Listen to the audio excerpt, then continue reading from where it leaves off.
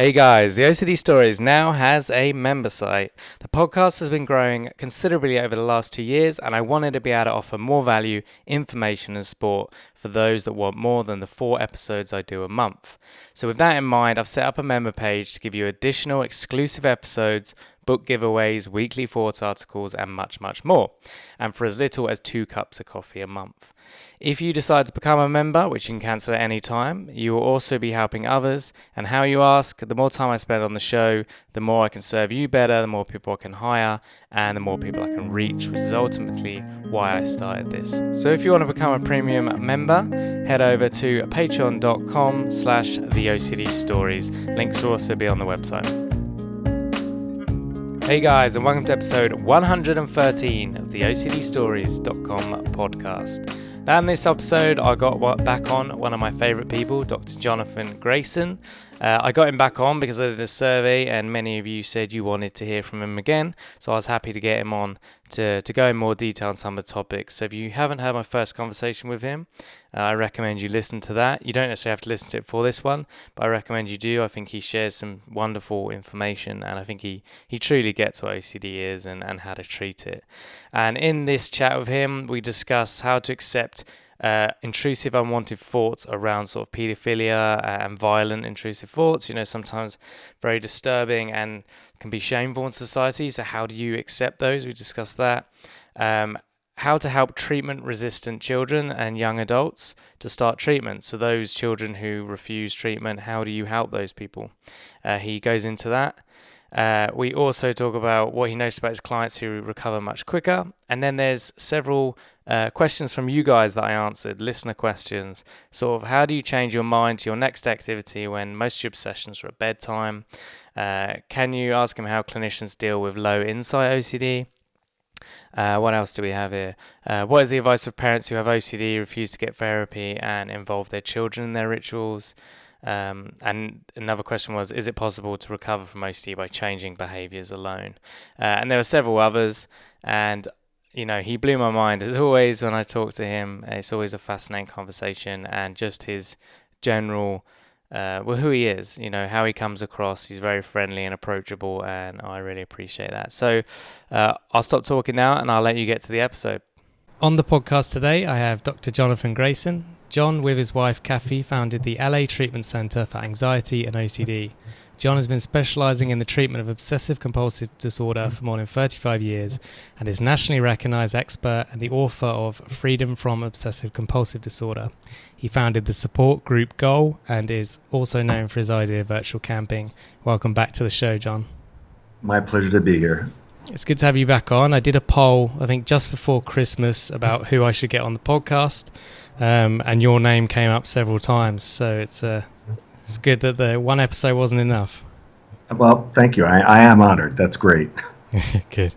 Okay, so the first question is, sometimes people, definitely doing ERP or accepting kind of the unknown, is somewhat easier with contamination in the sense of the idea might be that you die or you harm someone else. But in the case of, say, paedophilia-based OCD or extreme aggression, sometimes that can be morally harder to live with the unanswered question. I guess, how would people accept those types of thoughts?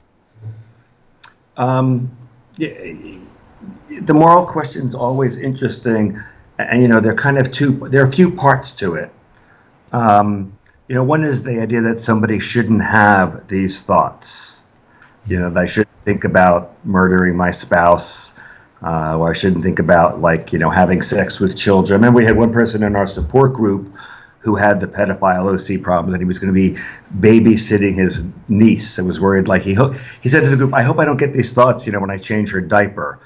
And the group laughed. Because let's face it, you have this problem. And I said to him, my grandson, I'm changing his diaper. And I'm sorry, when you're changing a diaper and you're wiping the kid's genitals with hands, if you don't do that all the time, it is weird. You're going to have those thoughts with or without OCD. So certainly you're going to have those thoughts. And because the thing that nobody likes to admit is that these thoughts are normal thoughts.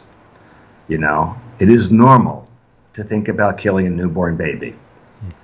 That is, and I know people think that, what? But, when you take hold of a newborn, you're going, oh, it's so cute and little, look how helpless it is. That statement of how helpless it is, an acknowledgement of, like, I hold its life in my hands, and basically, I hold its life in my hands. Now, non-sufferers, they do let the thought go, so they don't even know they had it, so they'll deny having it. And sufferers will go like, oh my God, I am a monster. And, but it's a normal thought, because, we are what-if machines, and we will think about everything. And at this point, I like to remind people about the HBO show True Blood, which, is no longer on, but, there were good vampires and bad vampires. And, so because it was HBO, the heroine and the good vampire had to have sex every episode. And, part of their sex was he'd chomp on her neck, blood would come pouring out, except in this show, that's a good thing. And, of course, people loved the show, and they loved watching them. It was so romantic. Seriously? How much more twisted are your thoughts? Right? Watching people have sex with blood pouring down her neck. And this is like, okay, really popular. The show Dexter, let's watch the serial killer, he does it justifiably, but, kills someone. So we all have these thoughts. Somebody once asked Stephen King, why do you write such horrible things? And his answer was, what makes you think I have a choice? Not that he has OCD, but thoughts of good and evil. What's the evil in me? What's the evil in others? Are interesting to him. And to write a good story, he has to think about being, like, what would be fun about being a serial killer. And the reason we know that everyone thinks about these things is that Stephen King is rich. Yeah. Everybody's buying that. So, the sad thing is for most sufferers is they're suffering and they could be getting rich. And, even with the pedophile thoughts, I mean, and again, your listeners will have to excuse for about the way I'm going to put this, because most listeners, if I say, is without a doubt, with absolute certainty, your favorite fantasy burying your head in the crotch of a 5-year-old. The most I can get out of most sufferers is like, is that my favorite fantasy? But I'm talking about the absolute no, I know it's my favorite fantasy. I just go crazy thinking about that in a way that just feels so great. And the only reason I don't do it is I don't want to get arrested. So, if it's not that, I'm not saying they are not a pedophile, but I am saying at this moment, since they don't have a definite 100% plan to act on it, we'll pretend it's OCD. Treat it like it's OCD and hope that they don't do it, and we'll have to deal with tomorrow when it comes. If that is their favorite fantasy, that's actually not proof they're a pedophile, but I am more concerned.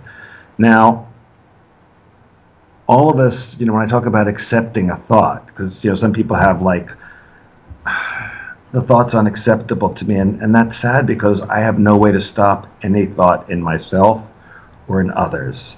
The two issues of, like, well, it's a horrible thought, and it's like, okay, it is horrible. And part of my question, let's take the pedophile. Well, what if you were a pedophile? Do you have to act on it?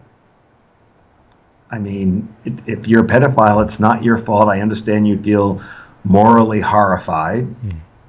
And if we're absolutely 100% sure, that is, when you're around kids, you're just not maybe having a response, not having to check yourself, but you are just pouring out response because it's just the best thing in the world. Okay.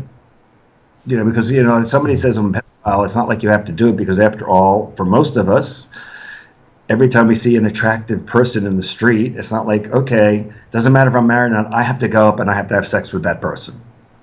Yeah. We tend not to do that. So, or if I was to slice and dice my wife tonight, because let's face it, one does not plan on going crazy. So, the good news for people with OCD is they are not at more risk to kill somebody than I am to kill somebody. I carry a knife, so I don't know. But if I kill her, because I would always say the way to deal with an obsession is like, well, how are you going to cope with the worst case? All right, so if I kill her, slice and dice her that tonight, I went nuts, because one can't plan on going nuts or not. And next morning, what am I going to do? Well, if I'm back to my senses, I'll turn myself in. I am going to feel horrible always about having killed her. We'll have to put me away because we don't know what went wrong. And at some point, I'm going to have to kind of forgive myself. Not that I won't feel bad about it, but like I went nuts. It like wasn't me. I'll have to figure out how to make a good life for myself in prison. And yes, I will always miss her and feel bad about it, but again, it wasn't like I did it.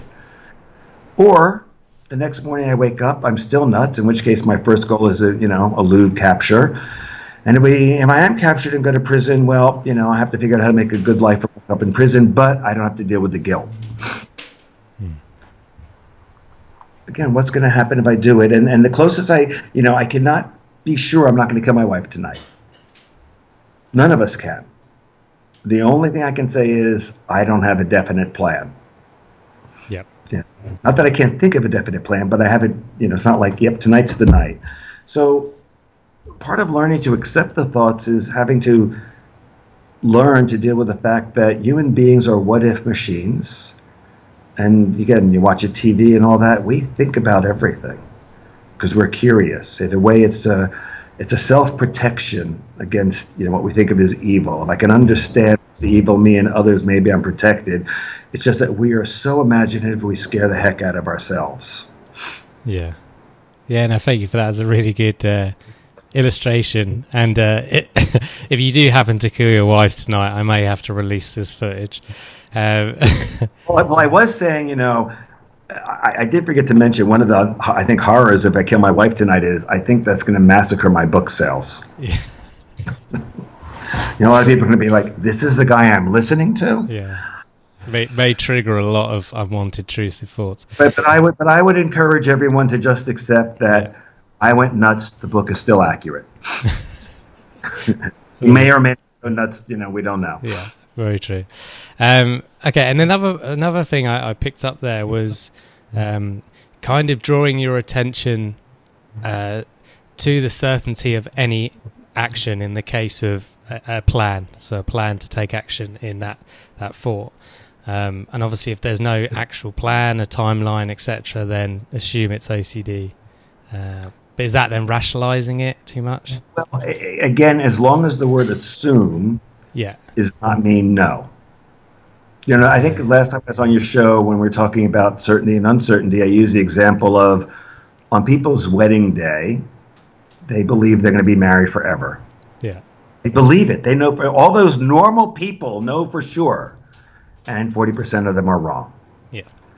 All we know about most of them is on that day they think it's going to be forever, so they might as well go along with that assumption until they get divorced 1 year later. I assume I'm not going to kill my wife tonight, and so far, so good. So, I think a slightly different example, but, if I were to say to somebody at Christmas time, before the office Christmas party, hey, you know what? We should worry today about our Christmas party because, one of our coworkers is probably a terrorist and going to try to kill us today. And everybody's like, that's nuts. But I can't remember if it was last year or the year before in San Bernardino, California, that happened. So, not likely, but anything can happen. So, we live our life by guessing. Not a wild guess. I think it's generally a safe guess. Terrorists are not going to burst in my office. Some guesses are a little less probable. I assume I'm not going to get killed in a car crash, but that happens. And the best we can do is how are we going to cope with it afterwards? There's literally no choice, right? Whatever it is I fear, so I don't have a plan now, so hopefully I don't go nuts later today. Yeah. Okay. No, thank you. That was useful. Okay, so next question is on how do you help treatment-resistant children and young adults to start treatment? So this is a very obviously important area and a very difficult area. I mean, our first line of attempt, and the ideal is, can the therapist hook the person into treatment? because, obviously hooking the treatment is, can we gain the person's cooperation? Because treatment works best if we can talk someone into it.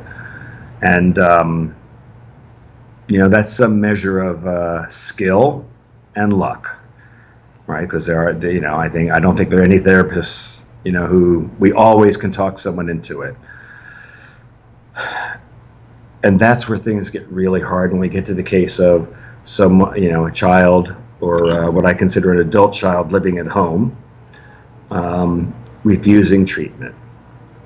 And, one thing that many therapists say that I find a little objectionable is, well, they have to hit rock bottom, but let's face it, you have somebody living at home doing nothing. They've given up everything, and the idea of using tough love and throwing them out, most parents aren't going to do that, so it's a silly thing to say. Nobody wants to do that to their child, so it's pointless.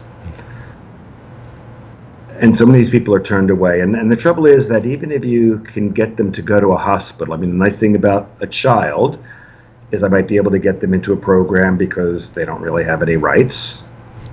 But over 16 to 18, I can't even get them in the hospital. But even in the hospital, one of the good ones where there's 24-hour treatment, and that might break some of them in a positive way. But even there are rules so the child can basically defeat the program, basically not get better.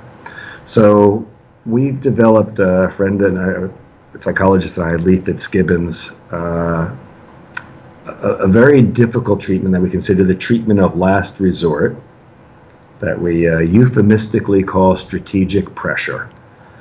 Euphemistically because it's like, how are we going to force treatment on this child? And last resort because, again, it's not the way we prefer to do this. As I talk about this, I was mentioning to you earlier, I have a little hesitation because I think it's very difficult for a family to do this without a guidance of a therapist. But in answer to the question of, which therapists do this, and it's harder to find therapists doing this than it is to find treatment for OCD. So, but I'll describe the treatment briefly. Okay. Now, the core of it's very simple, but very simple, of course, gets complicated. We have a child who has given up everything for life. It's not like, oh, what are you going to take away? Because the kid's given up everything. So what we're going to do is, the one thing they haven't given up, of course, is their OCD. So just using contamination as an example, and again, this is just for illustrated purposes. We don't do it this way to start, but it's kind of like, well, we want you to touch this, and if you don't do that, we're going to contaminate everything with this, something worse. So we have the one thing that person will work for. But in starting it has to be very careful because you have two problems. You have a child who's used to getting away with anything. So if you do anything significant, that child will freak out, and it will be a very ugly situation. And we have parents who've been giving in, so they don't really know how to set limits. So a rule in treatment as a therapist to the parents is, you have to do exactly what I say. You cannot do more, and you cannot do less, and I'll explain in a few seconds why. And so treatment starts out, well, generally I start treatment out, the very first step, because there's a lot of drama in treatment, is I say, we just tell the person we're going to be starting strategic pressure, and they want to know what it is, and the parents are told, we don't know, we're just going to do this thing Grayson's telling us. And that's actually a beginning of the parents setting a boundary, right? They're not really doing anything, but just the fact they won't say more than that is like the beginning of them, because they're learning how to set boundaries. The very first thing we're going to do is, I'm going to find two insignificant things. I want to make an insignificant request of the child, preferably OC related, but maybe not. And I want to have an insignificant consequence if the child doesn't do it. Because I don't really care if the child does it or not. And this is the thing, parents always like, he didn't do it, that's terrible. It's like, no, that doesn't matter. All that matters in this situation is the child does it or not, and if the child doesn't do it, you apply the consequence. I don't care if the child's like, I don't care about that. Fine, do that. That's stupid. You're stupid. Grayson's stupid. I don't care. I don't care how disrespectful the child is. It's just that X happens and then Y happens. Because whichever happens, we're going to ramp it up. If the child does what we request, we're going to request a little bit more. If the child doesn't do the request, the consequence is going to get ramped up. Sooner or later, I hit something significant. However, what happens is the child has learned that in this situation, the parents are like immovable and they're listening to crazy Grayson, you know, and so we and it takes exceedingly long, right? Regular exposure moving pretty quickly. This could take anywhere from 7 or 8 months to 2 years. You know, this is a painful, slow process. But Lee and I had developed because we thought when we see children, their lives going down the tubes, like if it was a drug addict kid, you would do something, and it's like it just didn't seem reasonable. Like, well, we're just going to wait till they're ready. Yeah. Now, what will happen is at some point, and we always write in the contract so the child can see exactly what the plan is. They really hate that, and at some point, we will slip up and the child will see a flaw in the contract. They'll find a loophole. That is great. That is perfect because it means the child is buying into the system. We'll fix the loophole next week. They're buying into the system. And that's why I tell parents you can't do more or less. If you do more, the contract is no longer trustworthy. You wrote this and you broke it, so why would the child listen? And obviously you do less, there are no teeth to it. So we move along very slowly. There's a lot of creativity in terms of like how we're going to slowly do things. I think the conference you attended, did I have that little girl give a talk before me? I don't know if I saw your one.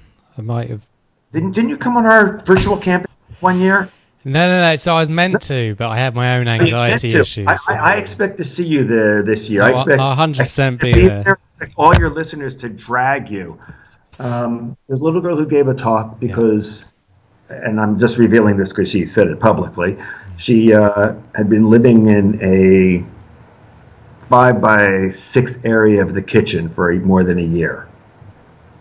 And I won't go through everything, but I mean, she barely left that and clearly was not functioning. The mom, it was incredible because it was really difficult for the mom to do the pressure because the kid initially the kid hated, I mean, she hated me. You know, I was like the worst thing in the world. And mom felt like she was torturing the child just because the child was really good at guilt. But at one point, you know, as she saw the kid getting better, it's like, well, once she saw the kid getting better, it's like she was on board. And now this child who spent like a year or two living in that corner is back in her room, going to school. She's living again, nice. You know, and, you know, not perfect, but she's living again. And, you know, because it was a scary period because, again, we have seen people where they're living that kind of life where they're so closed up, but we've seen it last for years. You know, it's not like oh, they're going to stop in a year or two, maybe, but maybe it's going to go on forever, and that's what terrifies us. I mean, I always prefer, can I get a kid younger than older? Because, you know, the younger they are, the more ability I'm going to have to control their environment. You know, the older they are, the more difficult it gets. And, you know, the only other caveat to this treatment is if the child is going to be suicidal, they have to put them in the hospital. If the child is going to be violent, starts breaking things, you have to call the police to have them taken away and temporarily put in a hospital. It is not a therapeutic in the hospital, but if you don't do that, then you lose control, and actually you will teach them to be more violent. So it actually, it's difficult, but I would be saying to people, it's your only chance of giving them a life.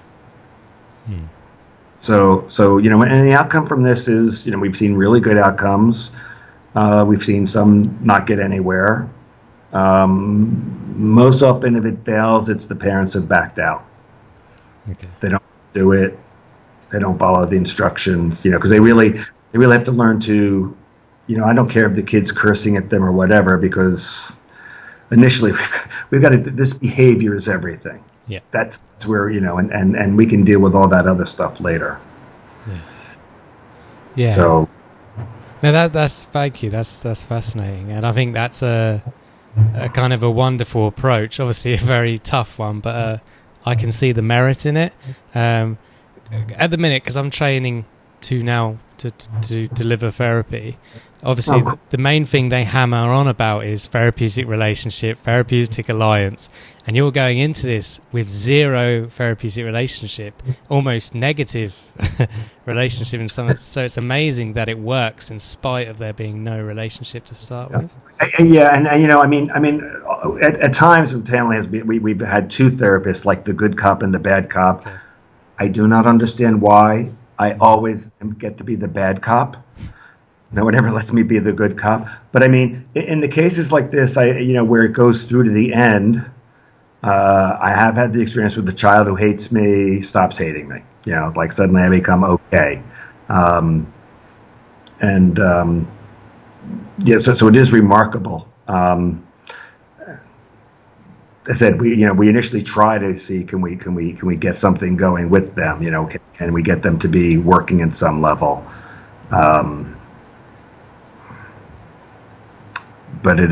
currently it's better than nothing. Absolutely. Yeah, I agree.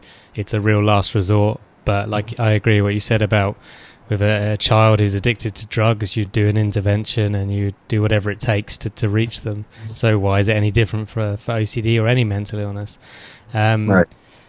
So is there, because I know you said like there's hardly anyone that does this. So is yourself and Lee, have you got any plans to do like a randomized control trial on it if that's possible, or any research, or just write it up where you can educate other therapists and clinicians to learn how to deliver it? No, we had almost tried doing some controlled trials, but the cases don't come up often enough, thankfully, in terms of coming to us, and so no. And I think, because I've been resistant to writing it, but I think I've offered, and I know you've had her on the show, Shala Nicely. Yep. So we can get her on her for this. I said, Shala, and if you would write it with me, I'll write this. So we just have to get on Shala, not me. I'll nudge you. As soon as Shala gets on board, yeah. I think that's what I said I want to write with her, unless it's something else. But I think that, and I said, all right, Shala, I'll do that with you. Yeah. All right, cool. I'll message her.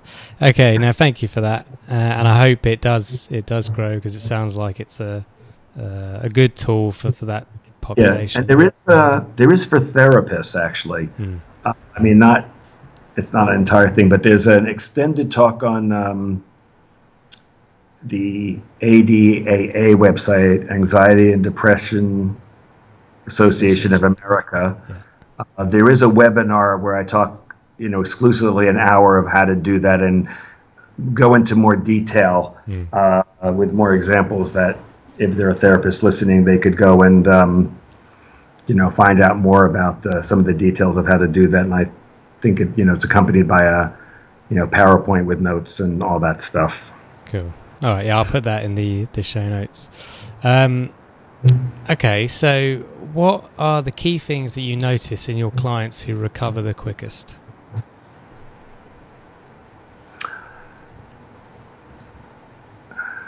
I think there are a few things. The most important, and sometimes this is a flaw in their therapy,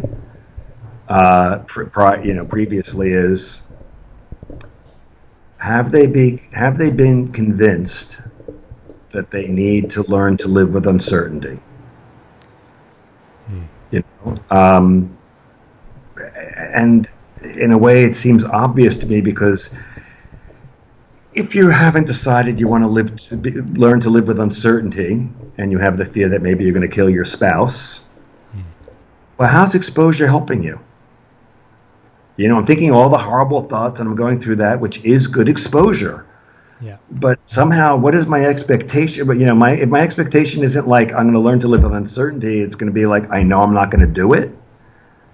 So suddenly the treatment is no longer consistent with the actual goal. And I think there's a large number of people and therapists who they are doing the right treatment, but they don't have the right goal.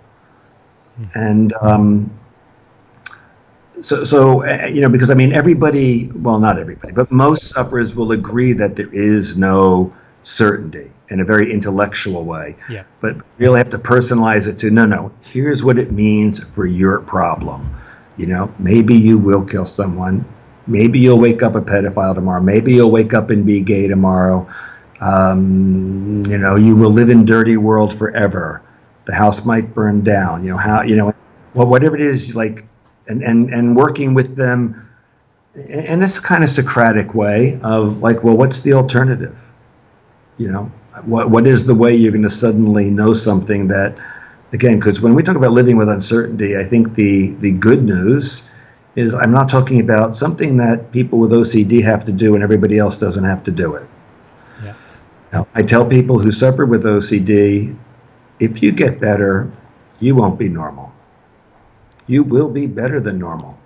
And I am not being nice. I am dead serious. The average person doesn't really cope with uncertainty that well. Better than an OCD sufferer in the middle of their stuff. Yeah. But not that well. They use a lot of denial, and OCD is kind of heaven or hell. Like if you're trying to get certainty, you're in deep trouble.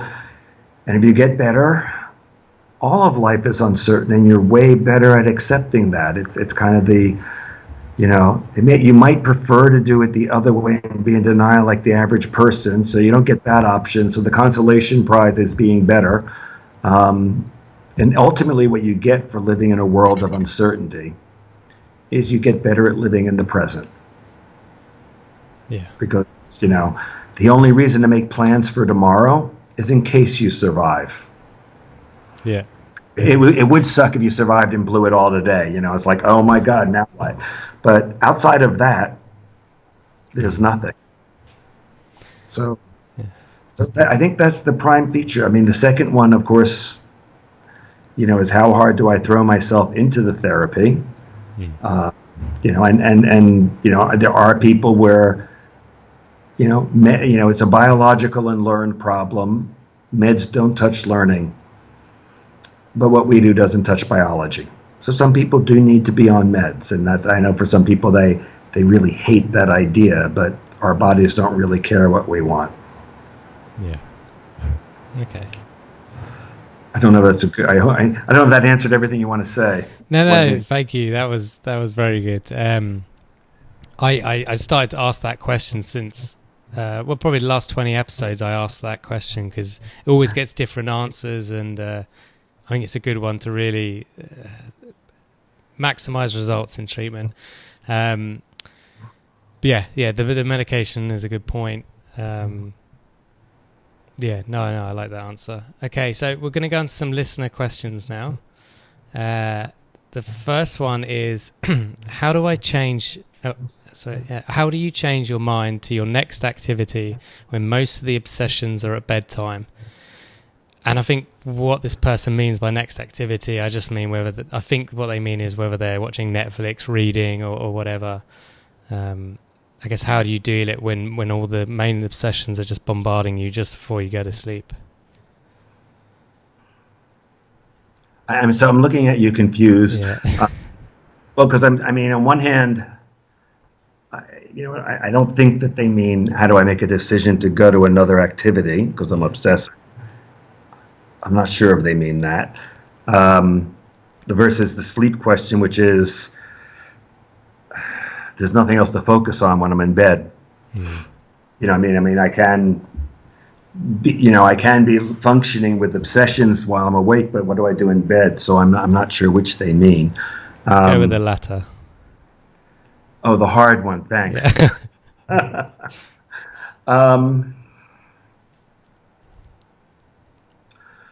Well, for a large number of people, I would want there, if possible, on a repeat loop, A script playing. That's a combination exposure script. Whenever I have people do imaginal exposure, I think the 3 rules. I'm not sure it's 3, so I may be miscounting. One is, I want there to be the exposure part. I never say X has happened. I always say X might happen. Okay. Because I think that's more believable. There's a little part when you say you're going to kill your wife tonight. It's like, I don't think I'm going to do that. But, you might kill your wife tonight. Yeah, that might happen.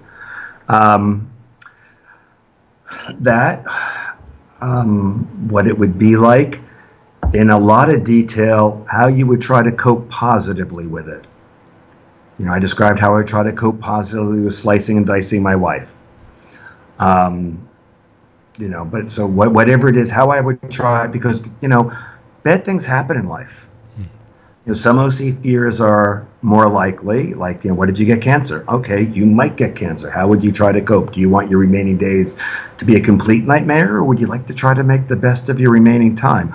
Others might be less likely. Most of us haven't sliced and diced our wives or husbands or partners. How you do that, and then I always would want to put in, and why am I taking this risk? Why would I choose on purpose to live with this risk? Because, we're really trying to help people change how they're thinking. Part of the reason to do exposure is and practicing, it's not only to get over fear, it's kind of when you get hit by surprise, because everybody knows that when they get hit by surprise, it's harder than when they plan it. Yeah. So we're trying to raise the odds that you're going to respond with exposure. Basically what you practice most will happen most. So part of the repetition of the tape is that, and part of the repetition of the tape is because, everybody is quickly, focused on the horrors of what's going to happen. Let me get back to that in a second. But why am I doing this? So on a website, freedomfromocd.com, the following forms are available for free. I call them ERP motivators. And it's basically, how have you hurt yourself with your OCD? And it lists 8 areas. Now, it's not like, yes, I've lost time. I want the individual to put down the most painful, horrible times that they can remember in detail. The second form is, how have you hurt your loved ones with it? Made them late for things, nagged them with reassurance, whatever. And I, again, put down the most horrible times. Because I want, when you're, in addition to the exposure, I want, and this is why I'm doing that. I can't remember if I've said this before in your last show, so I'm sorry if I'm repeating myself. I often ask people, like, let's go, Mom, do you love your children? Would you do anything for them? You're a liar. How often do you make them late? How often do you make them wash? And do you want, your child's got a 1 in 4 chance of having OCD. Do you want them to handle it like you, or do you want them to handle it? In this case, even though exposure is scary, even though you're frightened of hurting them with, whatever it is, exposure is also an act of love. Because now exposure is not putting them at risk, it's what's more important to you. Your love of your children or your fear of OCD? I'm asking you to put your money where your mouth is when you say you would do anything for them. Here's what you can do. So I want that as part of the exposure tape, and because, in the end, and I said this earlier, we only have the present. Like right now, you are my entire world. Thank you. My wife and all the other people whom I love, they're great memories of times I've had with them. And they're great hopes for the future, but they don't exist right now. I hope they're here, but this is it. And so it helps me to live more in the present. Obviously, I'm not the Zen master at the top of the mountain, so I'm not fully in the present all the time. And I have worries and everything like everyone else, but it brings me back because there's just so many things I cannot prevent. So I want all that in the tape, because you're trying to get into the frame of mind of like, I have to live with the risk because there's not much choice. And why am I going to do this? Oh yeah, here's what I get for it. Yeah. No. So I'd have that on a tape for that playing all night, and and if it keeps them awake all night, well, I'd rather them awake hearing that all night than obsessions all night. Yeah. And they're giving more attention to this. Obviously, the obsessions are in the background, but this at least gives them something they can also focus on. Yeah, no, I really like that, and I like the addition of the motivational aspects of the reason why that someone would face their fears. Yeah. Yeah, no, I like it. And I think you did say that before about, do you love your kids? Would you do anything for them? But I think it's definitely worth reiterating, so thank you. Thank you for kindly saying that. I mean, I do so many of these now, so it's nice to be refreshed myself as well. Okay, so next listener question is, how can clinicians deal with low insight OCD? So people who have little to no insight on their obsessions. So I'm guessing, yeah, because it turns out I don't know everything. It sucks so much. I'm guessing by low insight, he's the individual is assuming that the person thinks the obsessions are reasonable. Yeah. Like this. Believable, yeah. X really will happen. And I, of course, have probably never, argued with a client that their obsessions are not likely. So I don't even start from a basis of ever saying, well, that won't happen. My assumption is anything might happen no matter how unlikely, and how are you going to cope with it? So that discussion is already gone now. But for the person who's really sure, and this is kind of rough, the question is, there are two issues. One, how likely? Because we have the likelihood of X happening versus the likelihood that their life will suck. I would also attempt to, and I do this all the time, I would attempt to undermine the effectiveness of their rituals. That is, if you describe a ritual to me, as creatively as any sufferer, I can find out what's wrong with the ritual. Why it really isn't working, why you're actually at risk, why this is an insignificant improvement over the odds. And possibly, depending on the ritual, what else is at greater odds? So the answer I'm giving, depending on the case, this is going to work for a lot of cases, and it's going to interfere with other ones. We're talking about parents with children, and the mother has OCD, and her level of protection is probably screwing up that child's life. That's a pretty good argument. It could be one, though, where they've just narrowed it down. It's just them, and they don't see the argument. But so I'm going to be working on those facts. You're here to see me. If you believe this is right, what is it you would like me to do? Because if this is right, well, why are you talking to me? Perhaps they want to be less anxious. In which case, again, the anxiety is like, okay, this might happen. How would we cope with it if it does happen? How much are you preventing it? And that's a key question, and in that case, might be, just to take an easy example, if they're saying, I will definitely get sick if I get contaminated. And I'd be like, well, you might. Maybe what I can teach you is that it's not definite, not that it's safe. That we can do these things, and, if it doesn't kill you, perhaps you'll learn to live with risk and understand that this is perhaps risky, but not as deadly as you think, which is kind of a twisted reassurance, right? Yeah, you might die, but it's just not definite. So I'd be focused on that. Again, I'm comparing, you are here, something is wrong. What is it you're hoping I can accomplish for you? And I'm hoping they want some improvement in which I can point out that, yes, well, the reason to do this is your life is going to be hell this way. You're not going to have a life this way. Is it worth living that way? Yeah. Okay. No, thank you. This is a good answer. So the next one, I read your book, but I don't remember seeing this. So the listener wrote, I noticed in reading John's book that he doesn't suggest keeping a SUDS log during imaginal exposure like other therapists recommend. Is it important to have an anxiety response during an exposure, or should the focus be just doing it, and does the habituation occur? Even if there isn't I got it. That's yeah, a good okay. question. I was having some issues, not issues. I was wondering about the beginning, but then they asked this beautiful part. And it's so hard for sufferers because, I think most of us who are really good at working with OCD are in agreement with each other. But there are a few minor differences here and there, so that if you try to listen to all of us, you're in deep trouble. Yeah. Okay. So, and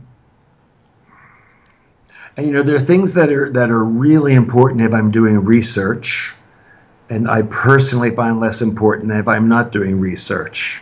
So I have my own set of forms for asking for a survey of of all the person's obsessions and rituals that I find very useful. I don't use a Y box because I don't find the number useful. I'd rather have this broader hit because I know if a person's severe because they're coming in and it's pretty obvious. Yeah. If they're better. I don't need a number to tell if they're better.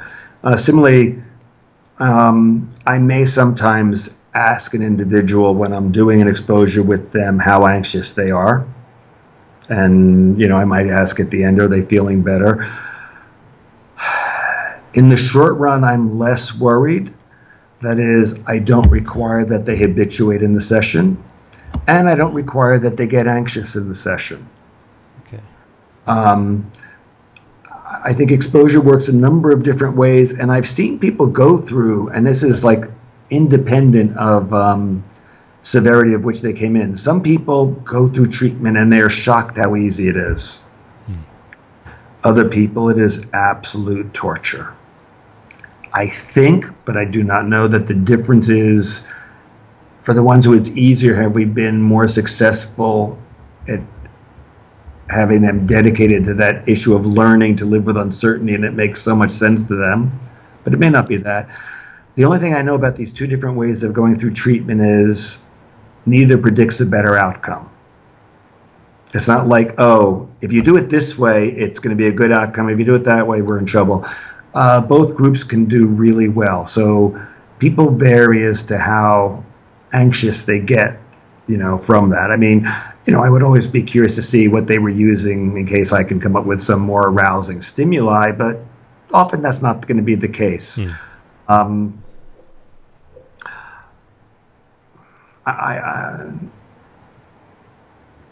trying to think. Really, I didn't say use SUDS in my book at all. I might if I were, doing self-treatment, not doing a constant.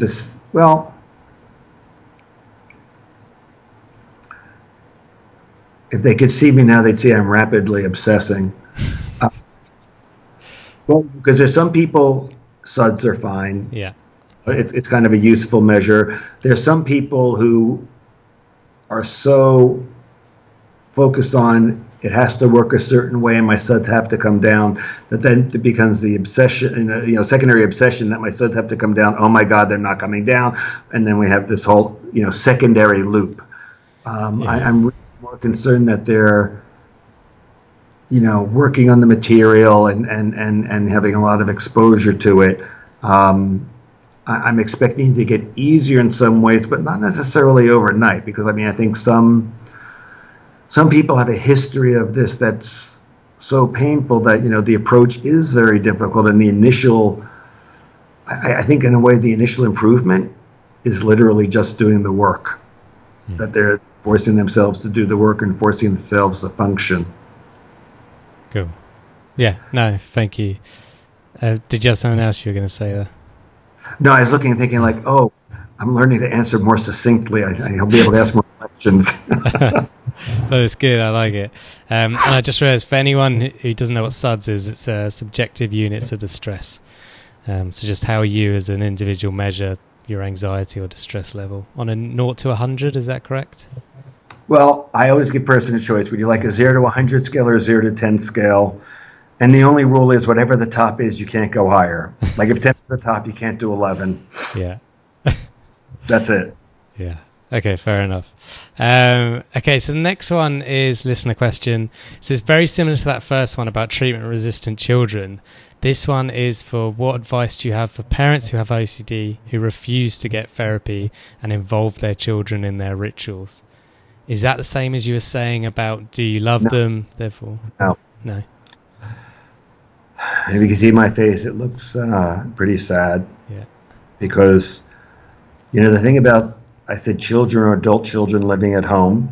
And actually, the amendment to that is adult children living at home who are not paying rent. Because if they're not paying rent, they actually have no rights to the space they are in. So you can do these things. If they're paying rent, suddenly there are legal limits to what you can do. Yeah. If it is a marital partner, obviously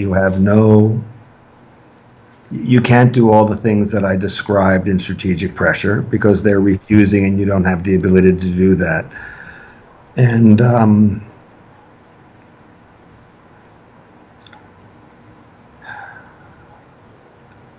right, the only leverage the well partner has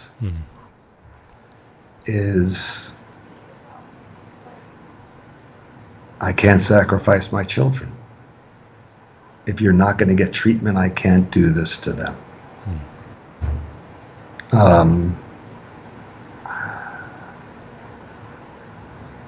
I can't think of an alternative to that. Yeah. So it's really,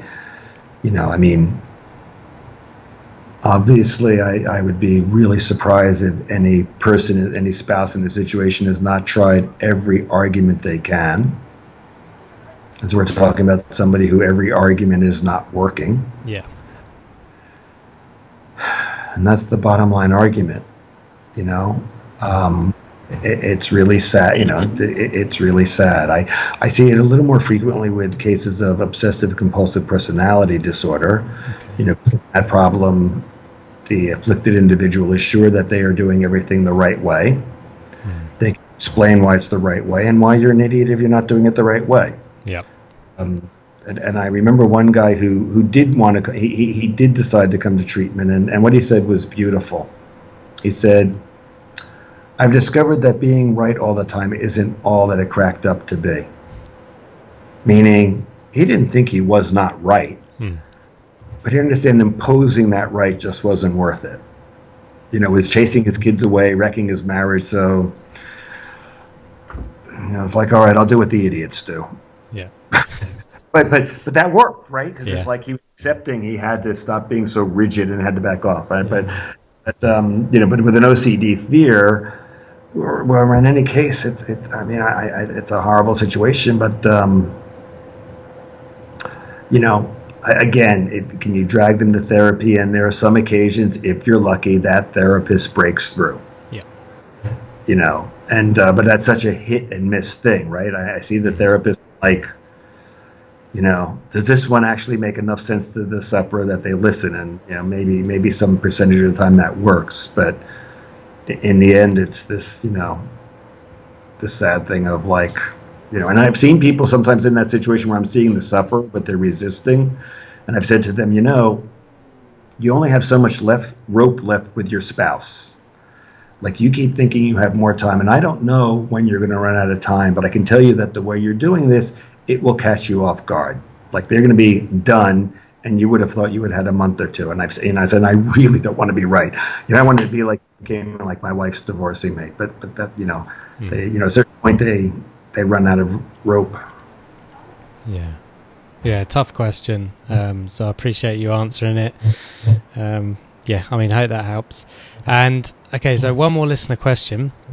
And there's a couple ways I think you can answer this, because sometimes when I get the questions, I don't get the context, so it's a bit of guesswork for both of us. But is it possible to recover from OCD by changing behaviours alone, just doing exposures by default as part of life, going to places that are scary, eating foods that are not safe, in speech marks, having contact with people? So I guess I can see this in two ways. So one is ERP alone enough to change the chemicals in our brain, or do we need medication? And the other one is, I think, can I do this without a therapist, is how I'm interpreting it. Look, I got 3 out of that, actually. But you are the expert. Maybe. I'm just what-ifing quicker than you. Okay. I mean, the question about, in case it is the med question, yeah. My belief, some people need meds. Yeah. You know, it's not a matter of strength.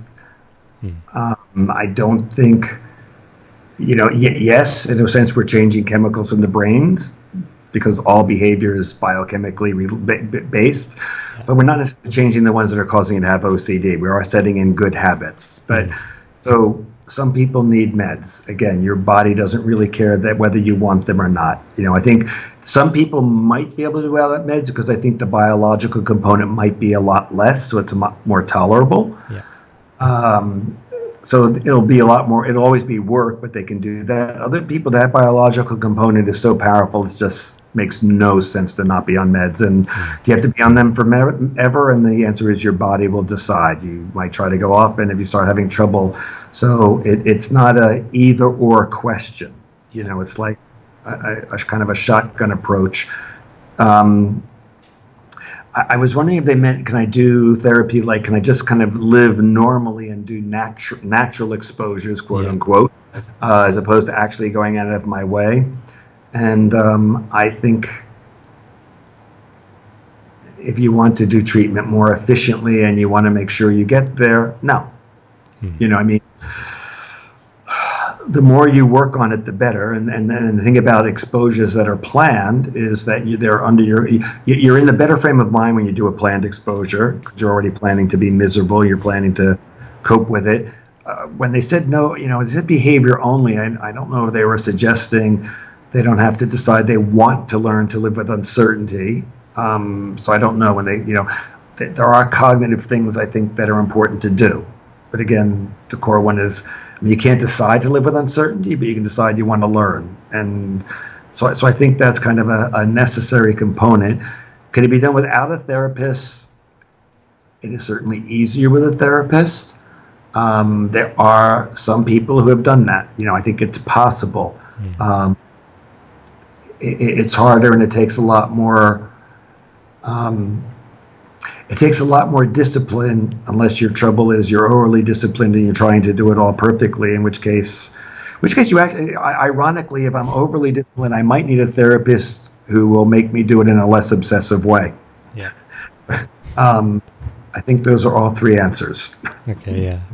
Yeah, no, I agree. And the whole kind of doing exposures naturally in everyday life, not necessarily targeted. Obviously, I agree, for OCD purposes, it needs to be targeted. But I think there's, and I'm sure you'd agree, there's a lot of benefit to facing fears every day in your life. Like I think as Ralph Waldo Emerson said, do something every day that scares you.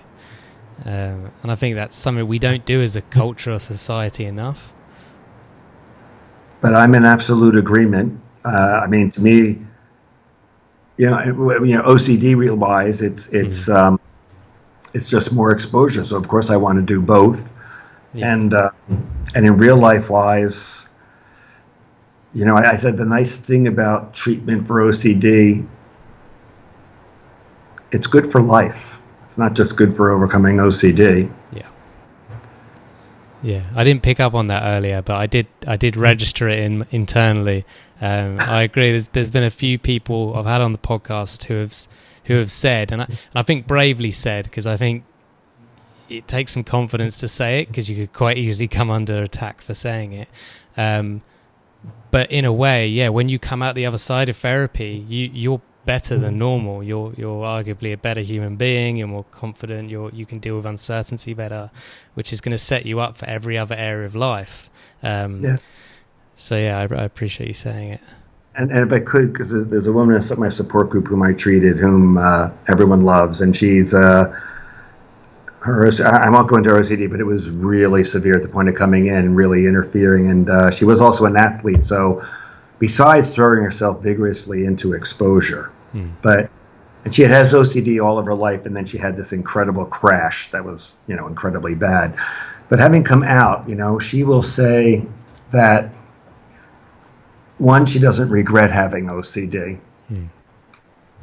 That, she's really happy that it's not in control of her. Yeah. But that she would not have wanted to live a different life because she liked herself, and she said, I can't be myself without that having happened to me. And I'm in control of it now. Sometimes it's a pain in the neck. Yeah. Because I'm in control, but obviously it's not perfect. And although I will keep working on it, I don't wish that away because it's still me. I still like me. I'm still learning from it about me. And so everybody in the group wants to be her when they grow up. Yeah. Actually, we'll finish up in a sec, so now you got to go. But on that, so I'm guessing that was one of your goal support groups? Yeah, in the support group, yeah. Okay, yeah. And so since we last spoke, have there been any other pop-up around the country or around the world? Luckily, I'm not I don't have it as a franchise, so I have no idea. Well, because, that would be a lot of administrative work, but I just... Yeah. Anybody can do it. So I don't know the answer to your question. Okay. I hope so, because I just think I think it's a great way to run groups, but yeah, you actually would be in better position to know than I. Okay.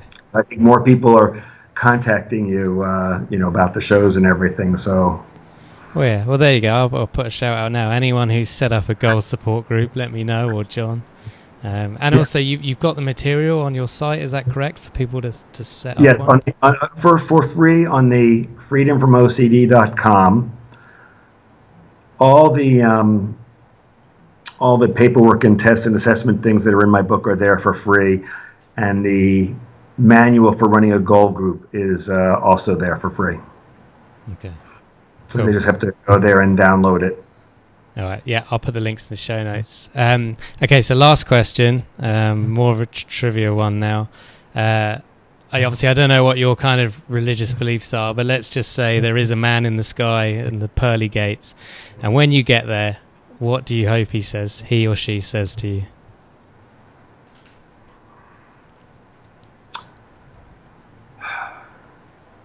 You weren't perfect, but it was good enough.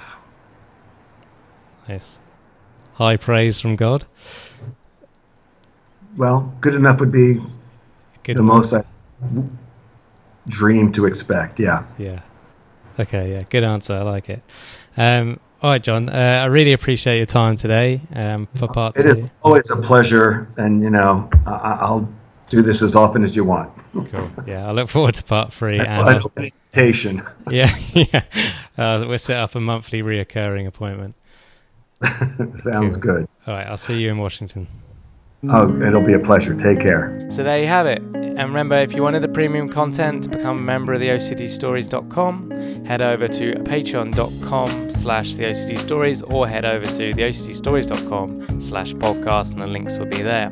But as always, quick disclaimer, this podcast is not therapy, is not a replacement for therapy, nor should it be. Please seek treatment from a trained professional. Have a good week, and I'll speak to you soon.